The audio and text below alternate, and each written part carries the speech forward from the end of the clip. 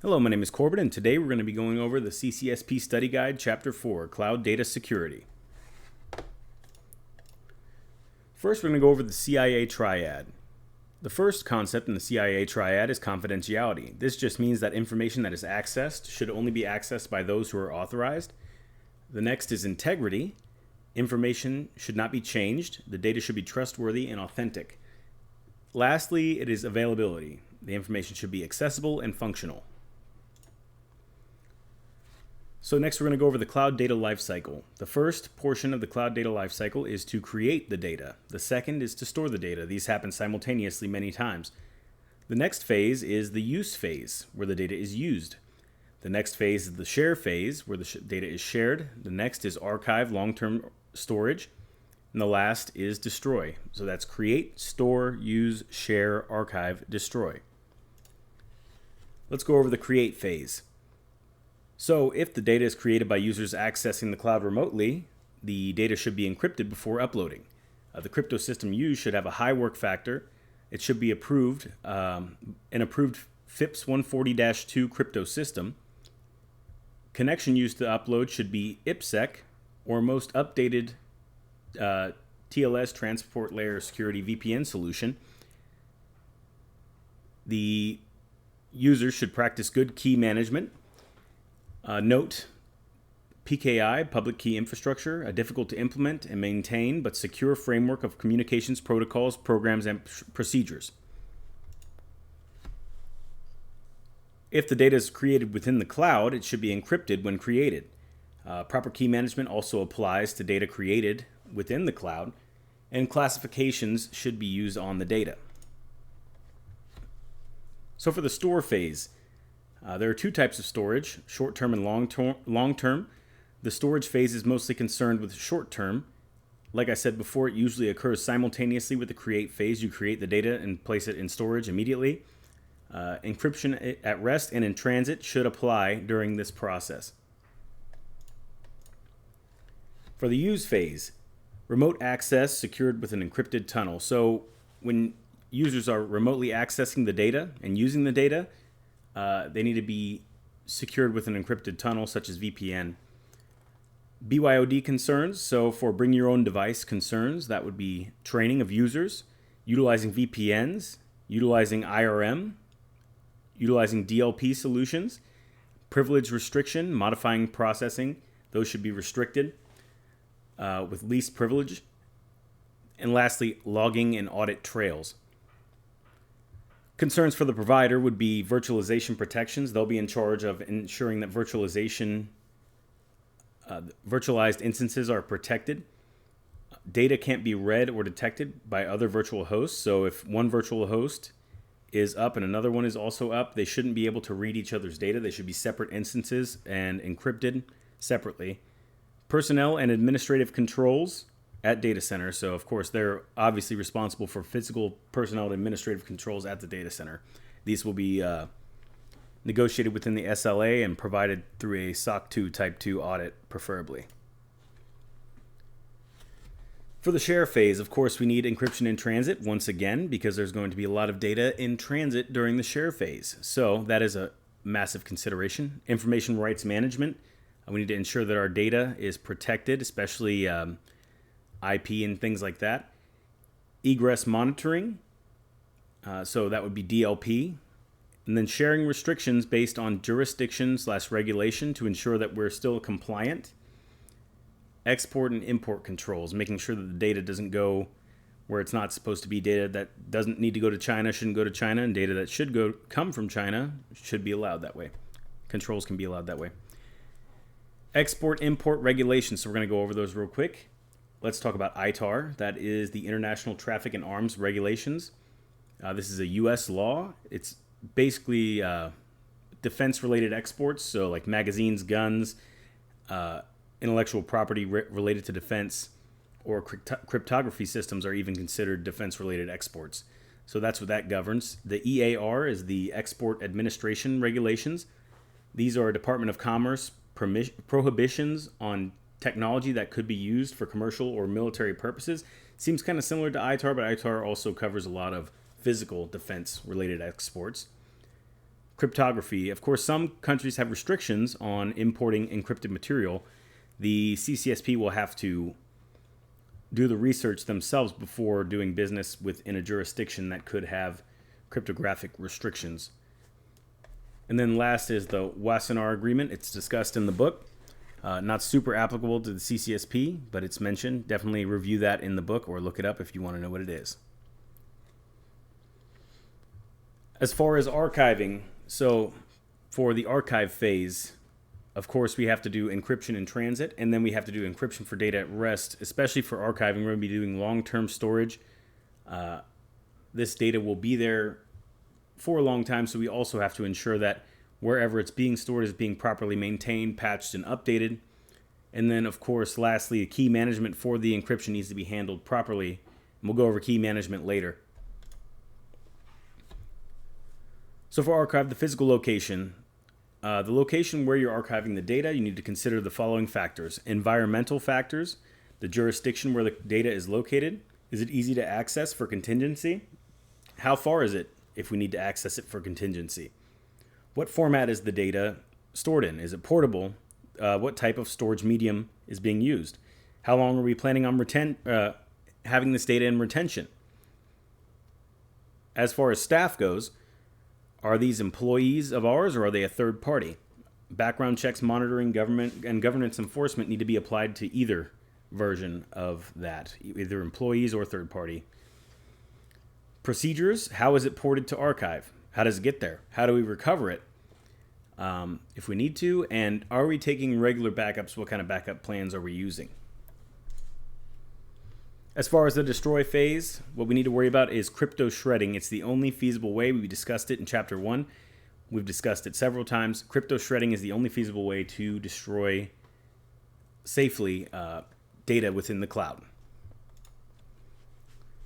One consideration here is elliptic curve cryptography. This is commonly referenced to as ECC.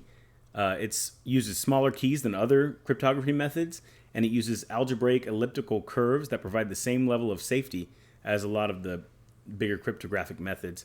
To the right there, you can see an elliptic curve, and we'll just go over that really fast. The ECC was suggested in 1985 by Miller/Koblitz. The elliptic curve discrete logarithm problem was the name. And then there's a bunch of math stuff that you won't need to know for the CCSP. But you can understand the concept. It uses elliptic curves as opposed to algorithms. So as far as cloud storage architectures, there is volume storage, which consists of file storage, which is a file folder type structure, very hierarchical in implementation. It's popular with big data analytical tools, and you pay only for the space that you use. However, there's another form called block storage. It's the full volume, which is partitioned for the customer. Much more flexible. You get great performance with it. It's more expensive because you have to pay for the whole space of the block as opposed to just the space the files are taken over. And it requires a lot more administration, and it's good for enterprise backup servers or services. As far as volume storage goes, there are some considerations to look at here. Bit splitting. It's separating data bits and distributing it across multiple storage locations. There is erasure coding, which you split data and encode to include redundant data and link to other locations of data, similar to rebuilding data from RAID or adding parity bits. Volume storage is usually associated with IaaS infrastructure as a service. Object-based storage, so data are stored as objects, not files or blocks. Objects include metadata describing the object and unique address identifier. They enhance indexing, data policy enforcement, DLP, and management function centralization. We'll talk about DLP later and how object-based storage is a great way using the metadata to classify the data and to ensure that DLP catches it. And this is also usually associated with IaaS, infrastructure as a service. So volume versus object is usually infrastructure as a service. As far as databases, they provide structure for stored data. They're characteristic and element-based.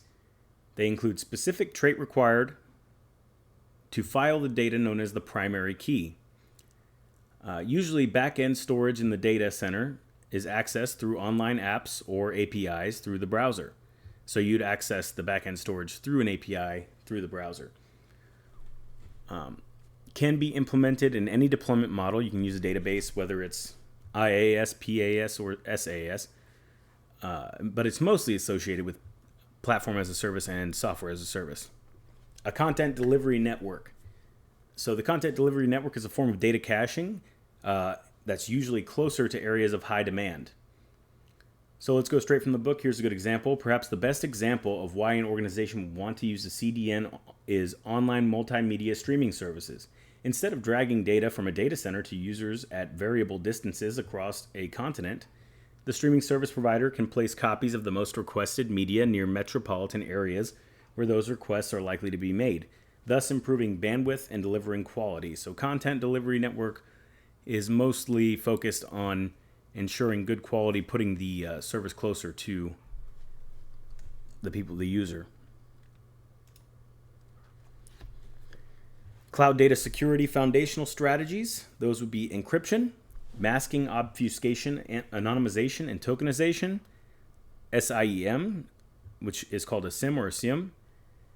Egress monitoring, or DLP. First, let's go over encryption. So, of course, we got to protect data at rest, data in transit, and data in use. Those are the three categories that the CCSP must be concerned about. Data at rest is data that is not moving. Data in transit is data that's moving from place to place. And data in use is data that is in use. It's very simple that way. Used on remote user endpoints. Key management. Of course, with encryption comes the necessity to manage keys. Key management is integral to the use of encryption. And then there's that new concept of homomorphic encryption, where data will remain encrypted within the cloud and you can access it as you'd like to, while all the communications and the data remain encrypted. This is experimental and is not in use yet, but it's something you'll probably need to know for the exam. At least know the concept of homomorphic encryption. Key management. Things we need to be concerned about is the level of protection of the keys. They must be secured at the same level or higher than the data they protect. The sensitivity of the data dictates the level of encryption for both data and the keys. Key recovery. So access to keys should be difficult, except for specifically allowed users. Should be accessible by admin in the case that the user is incapacitated. So that would be the specifically allowed users, the user themselves or a trusted admin. Key distribution. So passing out keys out of band is preferable. Mail, word of mouth, or on the telephone. But in-band is also possible. However, you should never pass keys in the clear. It should always be encrypted communications when passing keys. Key revocation, that's the process for suspending the key or the user ability to use it. And key escrow, lastly, is copies of the keys being held by a trusted third party. Outsourcing key management. Keys shouldn't be stored with the data they are protecting. That's always the case. You should never store the keys directly with the data that they're protecting. Otherwise, then the key to the lock is right there. Preferable to have keys stored somewhere other than the cloud data center, if you can. Using CASBs, Cloud Access Security Brokers, is a great method of separating your keys from your data. And cloud customers should ensure that keys are not stored at the same data center as encrypted data. Here's some notes for encryption that you may need to know. An HSM is a hardware security module. This is a device that safely stores and manages encryption keys used in servers, data transmission, and log files. It is far stronger than saving and storing keys in software. Sometimes databases use transparent encryption, which is when the encryption key for the database is stored in the database itself. All right, so let's go over data masking. Data masking is hiding the data with useless characters. You've probably seen this in using payment methods online. It's just as simple as my example here with the example of the social security number. There are 5 X's and the last 4. So this has masked the most of the social security number while still letting you verify that it is correct. So it'll hide it, but still remain useful. Obfuscation is making the data less meaningful, detailed, or readable to protect the data. This is used a lot in coding.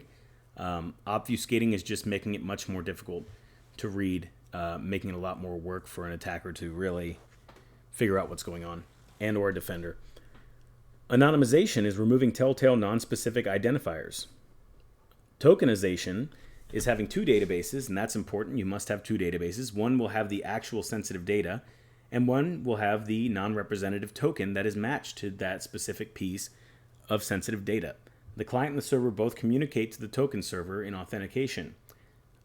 Ensures no communication from client or server goes directly to the authentication database.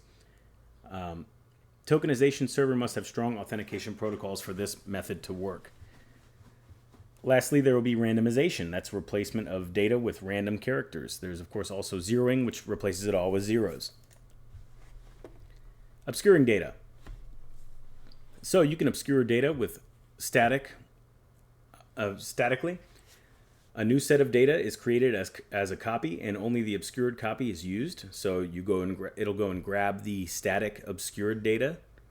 And then there's dynamic obscuring of data, which is when the data is obscured as it's called. So you still have the database full of the regular in the clear data, but it is obscured as it is called. Regardless of what you choose, you must leave the length of the string and character set alone in obscuring. Hashing is another way of obscuring data. You can use a hash algorithm to maintain integrity and protect data. However, because hashing converts variable length messages into fixed length digests, you may lose many of the properties of the original data. That's from the book there.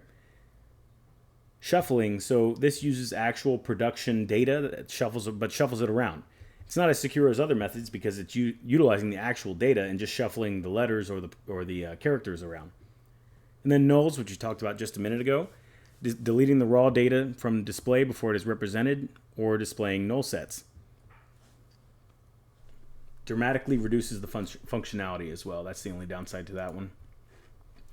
So let's go over tokenization really fast.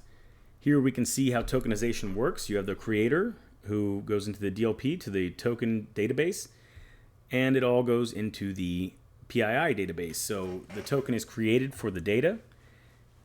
Then the customer, when they want to access, they will go through the authentication server, which will go to the token database. The token database will then retrieve or ensure that this token is correct, and then they will use the PII database. On the right side here, there's a better version. We're going to open it up just a little bit here so we can see better. All right, so tokenization is one of the most effective ways to increase payment security and protect customer information. The tokenization process uses an algorithm to replace sensitive customer details, such as credit card number, with an alphanumeric code. The code cannot be traced back to the original card number. So number one here, the customer makes a purchase using the credit card. The card number is changed to a random sequence of characters. The relationship between the card number and the token is stored in a separate vault. So now the card number and the token are associated together. For recurring transactions or refunds, the merchant uses the token number rather than the card number. Thus, if anyone captures any data in transit, it will just be a useless token, and only useful really for that website if anything at all. How does it help? It anonymizes customer data, decreases merchant liability of handling sensitive payment information, protects cardholders against data breaches, and reduces the scope of PCI DSS audits. So the uses for masking, obfuscation, anonymization, or tokenization are, of course, test environments. They can be used in sandbox and test environments to ensure that those environments, if compromised, are still not producing valuable information. Can be used in enforcing least privilege. Only the right users can see the full details, but users who still need the information but not the full information can have it. Masked or obfuscated. And then securing remote access, you can use it for that as well. Test environments. So sandboxing, this is used to test new software. Production data should never be used within a test environment. You can use data that is randomized and shares characteristics with production data to ensure that it functions as intended with real production data. So that would be where masking, obfuscation, all that would come into play when it comes to testing. Enforcing least privilege, we're going to go over it more in depth. Utilizing data masking to ensure user access is functional but not compromising of the data. An example would be a customer service representative might need to access a customer's user account information and be shown a screen with that information, but that data might be an abridged version of the customer's total account specifics, such as not showing the customer's full credit card number. Secure remote access, abridging data to ensure protected data such as payment info or PII is not exposed, and it helps to avoid session hijacking, stolen creds, or shoulder surfing. So the SIM, it's a centralized collection of log data. It aggregates all of the logs in one place, enhances analysis capabilities. Automation of log analysis helps a lot. Advanced trend detection allows for easier detection of trends without human analysis and fatigue, and reduces fatigue of SOC analysts, as I just said. Dashboarding is how it creates graphical content, graphical output, and it's easy for non-technical managers to understand. Thus, you can always print a report and give it to non-technical personnel so that they can kind of understand what's going on without you having to give them a full master's degree presentation to learn them on it. Automated response and alert, so it can be programmed to suit enterprise needs or threats, and conduct automated response or automated alerts, depending on your needs. Data loss protection provides additional security to all sensitive data. It ensures good policy enforcement, enhanced monitoring, regulatory compliance, and can be linked to information rights management tools. Data identified, monitored, and policy is enforced. So the data is identified, monitored, and the policy is enforced through DLP. Identification can be manual or automated. Monitoring is conducted at points of the network egress. All public-facing devices would be those points, and all hosts that process data. So during processing or egress of data, it is monitored to ensure that it is not being yanked out or shared inappropriately. Enforcement by alerting management or security personnel upon violation. It also warns users of violations. You can have pop-ups come up and say, hey, you're not allowed to do that. Or prevention of egress entirely, which is the most draconic method. You can completely prevent the egress of the data if you must. Contains significant processing overhead, so it does add a lot of overhead to the processing of the organization, but some complications in implementation. It does have some complications in implementation due to insufficient access, administrative or installation of requisite systems. So what's next? So we just went over chapter 4. Need to go ahead and do the practice questions, which I will link below. Also, make sure you read the book. Like I always say, this is a good, pretty thorough analysis of the book, but there are things that I may have missed, little things like that. So just read the book for sure to either emphasize the learning, or maybe read the book before watching this video, and definitely comment if I missed something and put it out there for everyone else to see. Lastly, of course, continue on to chapter 5. I'm still continuing to make these. They will be done pretty shortly. I have all the PowerPoints done. I just have to voice over for them. So chapter 5 through 11 will be complete soon. And just, I hope you're super excited for chapter 10 and 11, that chef's kiss legal stuff. Oh man, it's going to be a blast to record for you. And it's definitely going to be such a blast for you to listen to. Trust me. But anyway, so yeah, go ahead and follow all those instructions, and we'll see you in the next one.